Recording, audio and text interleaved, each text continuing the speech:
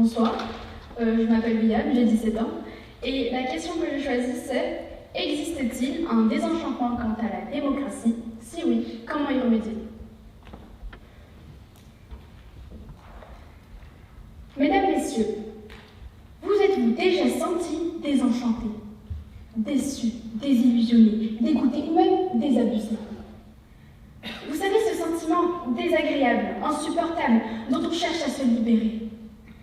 Une désillusion qui nous plonge dans une déception profonde, qui nous fait perdre confiance et de la réalité nous fait prendre conscience. Mais alors que les élections approchent à grands pas, existe-t-il un désenchantement quant à cette belle démocratie? Accorde-t-on toujours une confiance aveugle à notre État? Eh bien moi, je pense que non, car pour beaucoup, nous vivons sous le joug d'une autorité abstraite, une sorte de bureaucratie puissante qui nous gouvernerait.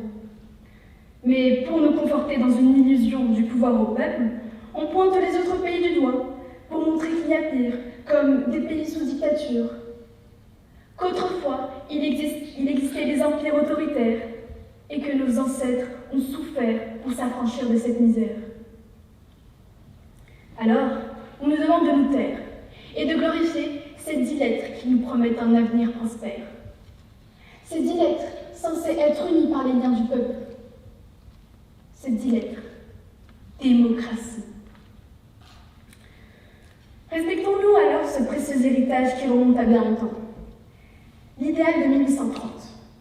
Cet idéal démocratique fut imaginé par le constituant belge lors de son indépendance, afin de mettre en place un parlement élu par le peuple qui exercerait un contrôle concret sur le gouvernement qu'il aurait lui-même désigné.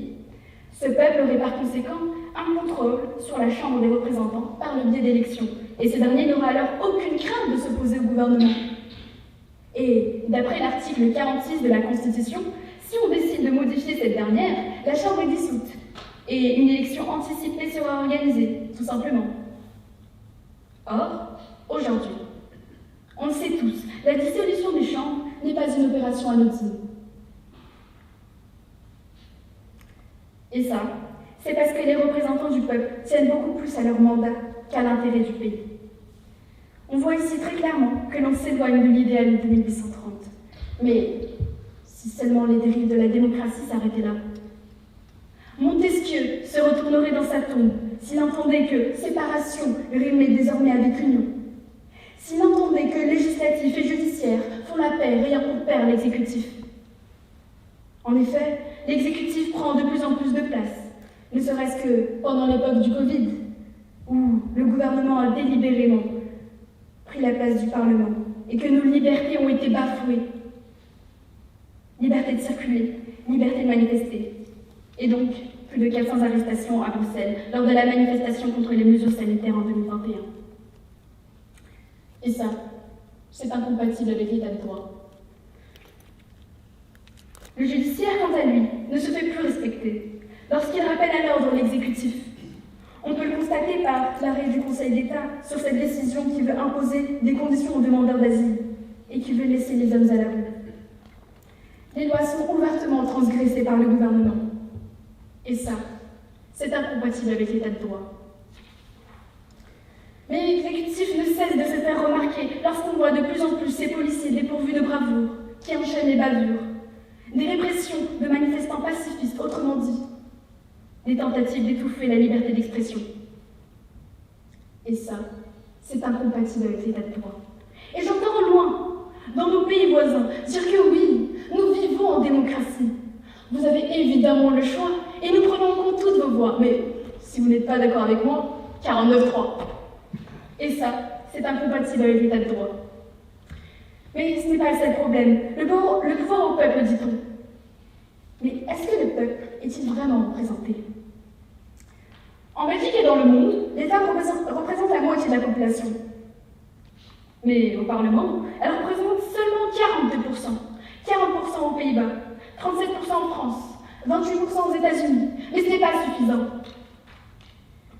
Et cela montre clairement que, malgré l'évolution des mœurs, malgré l'élargissement du suffrage universel autorisant les femmes à voter, nous vivons toujours dans une société patriarcale, alors que, après tout, La liberté guidant le peuple était dans une femme, n'est-ce pas? Delacroix en témoignera.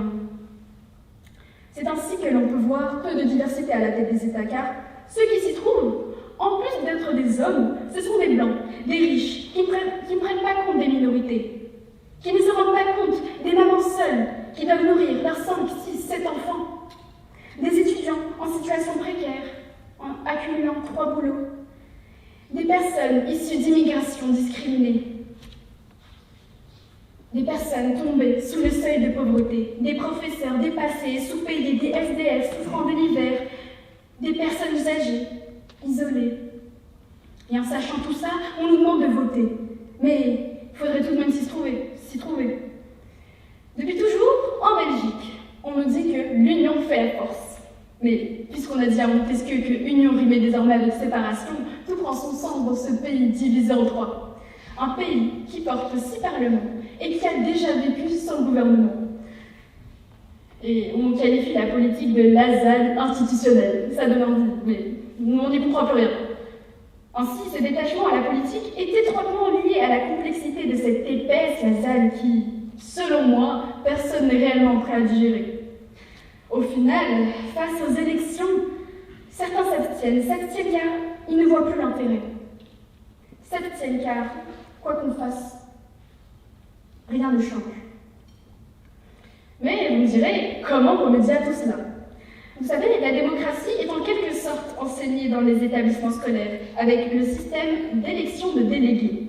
Cependant, à l'heure où je vous parle, dans les écoles, ces délégués sont totalement négligés. Rien n'est organisé et au final, c'est simplement un concours de popularité, un peu à l'image de ce qui se passe au Parlement.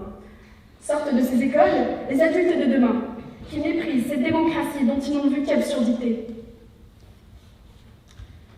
Car ils votent, mais ils constatent que rien ne change, et ils ne sont pas entendus, et chaque année, le cycle recommence.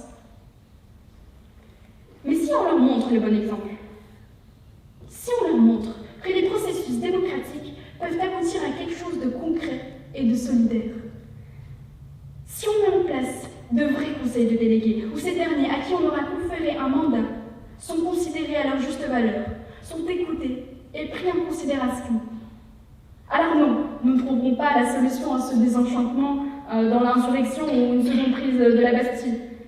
Nous devons juste sensibiliser les jeunes d'aujourd'hui à cette démocratie. Qui sait, peut-être, un jour, nous vivrons dans une Belgique unie, sans frontières. Une Belgique forte, juste et égalitaire. Et n'oubliez pas que le pouvoir est à nous, chers concitoyens. Et j'invite alors les adultes de demain à ensemble reprendre les choses en main. Merci de m'avoir écouté.